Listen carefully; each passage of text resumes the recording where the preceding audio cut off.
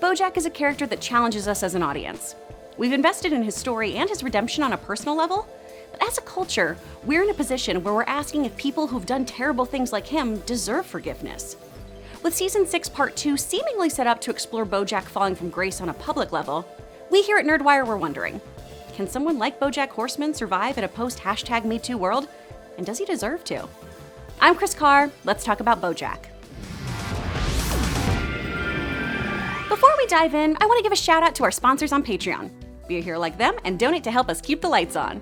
We'll give you some great rewards as a thank you. If you're just in search of merch, look no further than our affiliate link in the description with TeePublic. TeePublic has shirts for pretty much every fandom and crossover your little heart could want. Spoiler alert! We'll be talking about the final episode of Season 6, as well as some of BoJack's past discretions. So, if you aren't all caught up on the Horseman, you might want to wait on this video. We also would like to warn our audience that some of the content discussed today could be triggering for victims of harassment and abuse. Please watch at your own discretion. System now. I'm not doing drugs. I'm not like you. Hey, I don't fetishize my own sadness. Let's backtrack some. Season 5 dealt pretty extensively with the Me Too movement, and given the timetable of script conception to final streaming episode, the season almost felt prophetic. Just as we were all dealing with the fallout and consequential comeback attempts of ousted offenders, the series tackled the same idea. Should abusers be allowed to be forgiven for their previous abuse? The series explored that notion in a decidedly meta conversation between Diane and BoJack in the episode Head in the Clouds.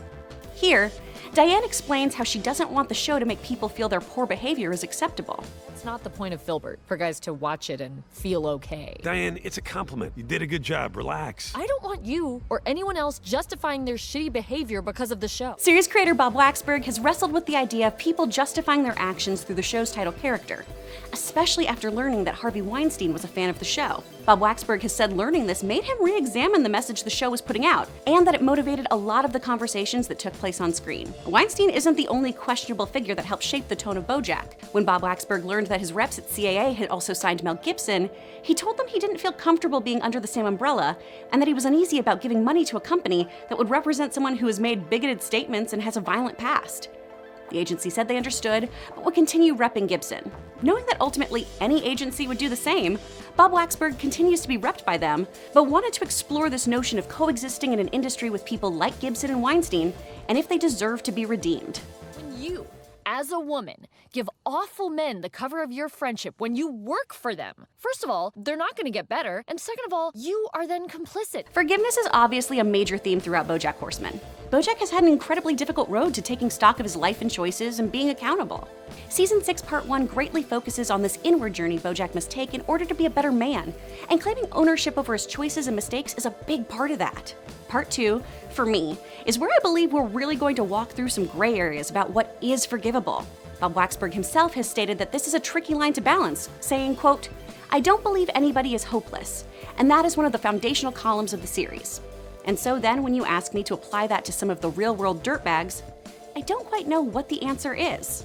I believe Bob Waxberg will attempt to answer that, though, in Part 2, as the final episode of Part 1 seems to set BoJack up for facing public scrutiny over some of the darkest moments of his life. His connection to Sarah Lynn's overdose, his relationship with Penny, and his on-set violent incident with his co-star Jena. First, let's look at what happened to Sarah Lynn. BoJack has felt a tremendous sense of guilt over her death, and frankly, he should. He convinced an addict to go out with him on a bender and, as we learn this season, is probably the person who gave her first drink back on the set of Horsin' Around. Enjoy my dressing room.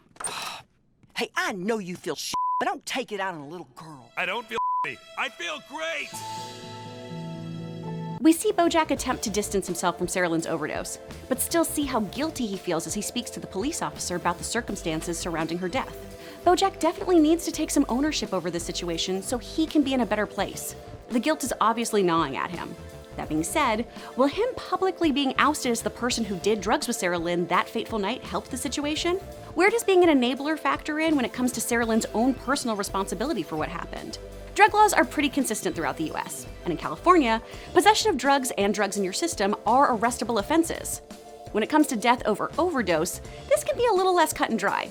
Cases in West Virginia, Florida, and Michigan have had parties charged with involuntary manslaughter in cases where their companion died via accidental overdose. In California, we do have a Good Samaritan law that states that if a person is experiencing a drug-related overdose and another person seeks medical assistance to help the person whose life is in danger, neither will be charged with a crime of possessing a controlled substance or being under the influence. So, it can be argued that BoJack wouldn't have been charged if he had explained his involvement. How the scene plays out makes it seem that Sarah Lynn was already dead, though. I called 911 right away, but it was too late. I'm so sorry. Where the Sarah Lynn situation gets particularly dodgy and more complicated is in the nature of his relationship with her. He was a father figure to her, and, for a time, a sexual partner and a fellow user. Their dynamic definitely feels inappropriate when you think of the timeline and the way they met. Like, imagine if John Stamos was hooking up with an Olsen twin. But does thinking a relationship is gross actually mean anything? Is this an issue for the court of law or the court of public ridicule? His relationship with Sarah Lynn does feel like it could fall into being categorized as grooming. This seems like another area where we pick and choose who's a predator and who's just a young soul.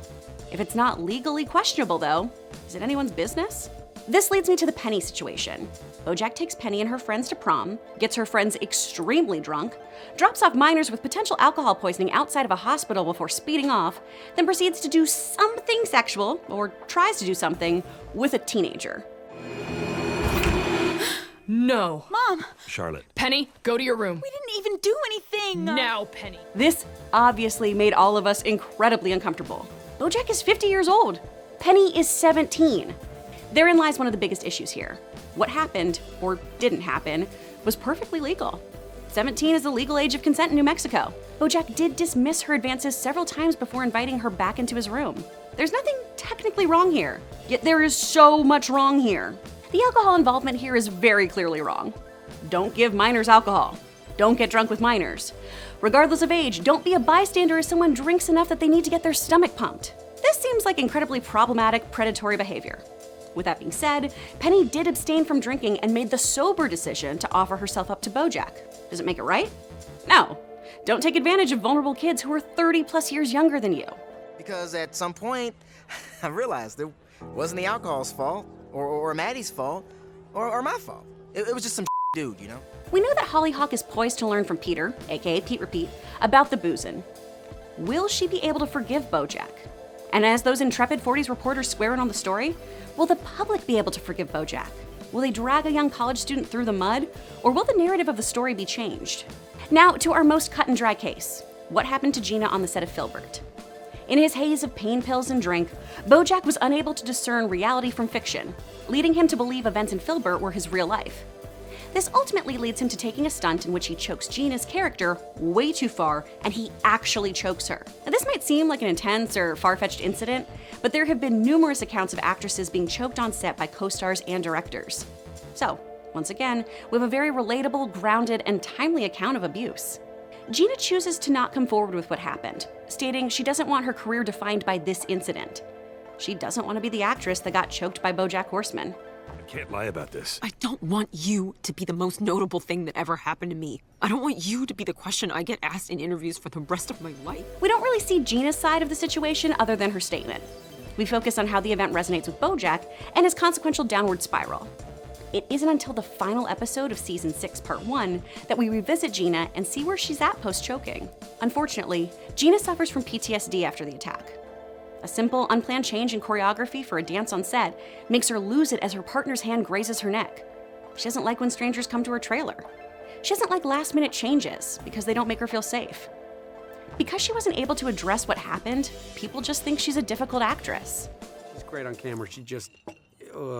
She can be a little difficult. What do you mean? I don't know what happened. I worked with her a couple of years ago. She was great, but We see that this is having professional consequences for her when her director Justin tells Kelsey that he wouldn't recommend working with her. Jena isn't the same person she was before the attack. And that's one of the most atrocious things about abuse. That part of you, your feeling of safety, your own power, is stripped away. And in trying to keep what happened under wraps, she's actually allowing this wound to fester and manifest in negative ways that affect her work. This violent act, if it does surface, does seem like it's the most obviously clear choice to cancel BoJack, so to speak. Saving Jena's appearance until that final episode is what above all else made me sure that BoJack will have to face the music. And speaking of Kelsey, BoJack did allow her to be removed from Secretariat.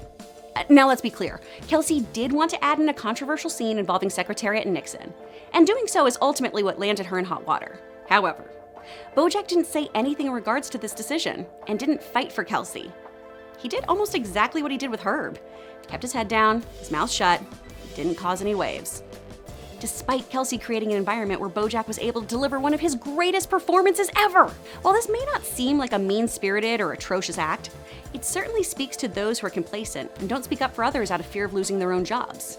This, combined with everything else BoJack has done, the optics don't look great. Kelsey, this is a mistake. Yeah, it's a mistake I keep making. Hey, next time, BoJack, do a girl a favor and don't break her heart by inches. Do it all at once. Season 6 focused on BoJack getting a grasp on his addictions, while not suggesting that sobriety earns him a get-out-of-jail-free card. Sobriety does not make saints of us. It's a step he must take to atone for his past. And that final episode proves that the writers aren't letting BoJack off the hook. These 3 women and BoJack's influence and interactions with them hold a magnifying glass up to just how complicated the conversation around abuse is, while allowing us to explore its long-term effects on all parties involved. What we're left wondering is, can these actions be absolved? Can we forgive, but not forget? Does BoJack still get to be a public figure, or even a professor? Especially if he has such a rocky past with young women. Honestly, guys, I don't know where I stand on this issue.